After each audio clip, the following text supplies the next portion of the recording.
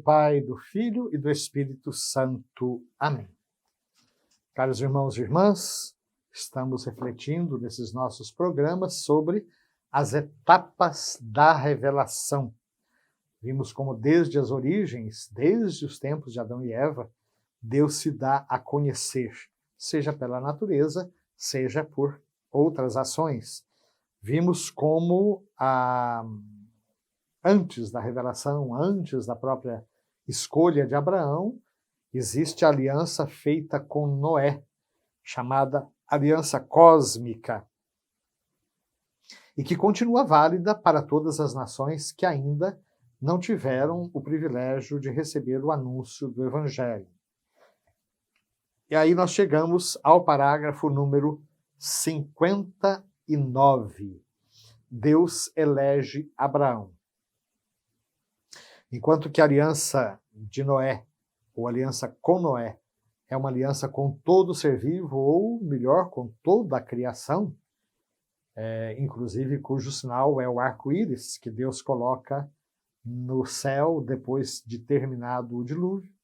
Agora Deus escolhe Abraão para congregar a humanidade dispersa. Deus elege, então, este homem que vivia em Ur, na Caldeia, e o chama, dizendo: sai da tua terra, do meio de teus parentes, da casa de teu pai. Gênesis 12, versículo 1. Sai da tua terra. Esse, inclusive, é um mote muito interessante no discernimento vocacional. Porque aquele que é chamado para uma consagração especial a Deus é chamado também a deixar sua casa, deixar seus parentes, sua família, e ir para a terra que Deus lhe vai indicar. E a mergulhar nesse mundo de surpresas de Deus. Realmente, acho que dificilmente alguém poderia expressar melhor a vida de um vocacionado do que Jesus falando com Nicodemos: o vento sopra onde quer e ouves a sua voz, mas não sabes de onde vem nem para onde vai. Assim é com todo aquele que é nascido do Espírito. Então Deus escolhe Abraão. Aliás, ele nem se chamava Abraão ainda, ele se chamava Abrão. E Deus quer fazer de Abrão, Abraão, ou seja, o pai de uma multidão de nações. Gênesis 17, versículo 5. E já na vocação de Abraão, ou de Abrão, existe essa promessa de uma universalidade da sua missão. Em ti serão abençoadas todas as nações da terra.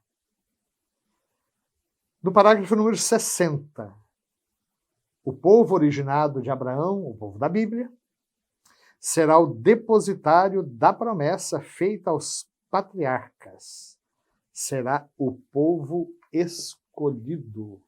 O povo de Deus no deserto andava, mas à sua frente o Pai caminhava. Esse povo escolhido é chamado a preparar um dia a unidade da igreja de todos os filhos e filhas de Deus. Esse povo será a raiz sobre a qual serão enxertados os povos pagãos tornados crentes. Quem faz essa reflexão é São Paulo. Carta aos Romanos, capítulo 11, versículos 17, 18, 24. Israel é a oliveira original na qual nós fomos enxertados. Nós somos a oliveira brava, enxertadas naquela oliveira original. Então vejam, dentro do projeto de Deus, Abraão é escolhido para ser o depositário de uma promessa. Mas essa promessa se estende também a seus descendentes, de modo que o povo da Bíblia, o povo de Israel, é depositário desta promessa que foi feita a Abraão e depois a Isaac e a Jacó, aos patriarcas de uma maneira geral. Esse povo é chamado a preparar a vinda do Salvador e a preparar a unidade da própria igreja de todos os filhos e filhas de Deus. Vejam o próprio Concílio Vaticano II, na Lumen Gentium, que é uma outra constituição dogmática, porque nessas reflexões sobre a revelação, o catecismo se baseia sobretudo na Dei Verbum, Palavra de Deus, que é uma constituição dogmática do Concílio Vaticano II, que trata da Palavra de Deus. Mas existe uma outra chamada Lumen Gentium, Luz dos Povos, Cristo, a luz dos povos, que é a igreja respondendo a esta pergunta: igreja, o que dizes de ti mesma? É uma é uma exposição da autoconsciência da igreja, uma exposição daquilo que a igreja pensa de si mesma.